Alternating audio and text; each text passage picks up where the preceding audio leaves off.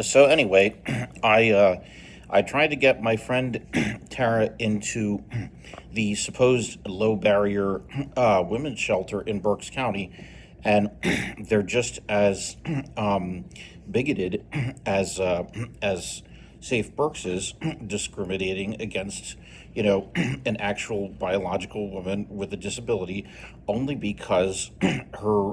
original residence was not in Berks County. And you know how much, her parents would have had to spend, to buy a house here to establish her as a resident in the suburbs. It would be at least $400,000. And even in the city,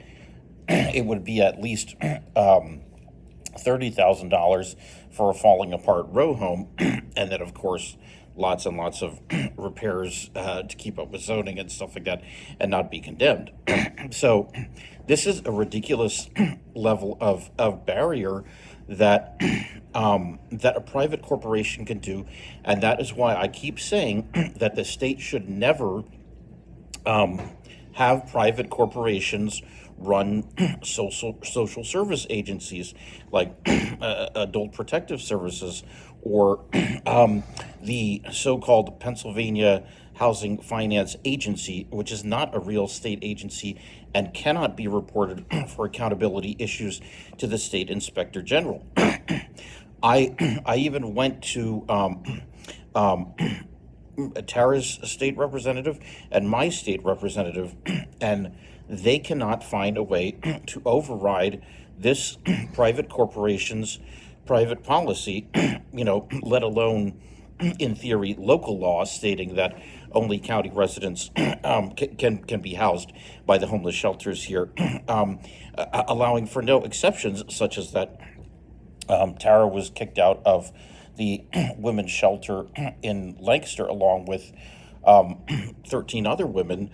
because an elevator shaft was built and no continuity of housing was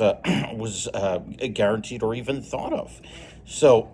this is really horrible that even United States discrimination and housing laws at the federal level, or even Pennsylvania anti-discrimination laws, cannot overcome this rotten, bigoted rule of county residents only for any sort of exigency. This is completely outrageous, and and I hope God will rain down destruction on these corrupt administrative bigots.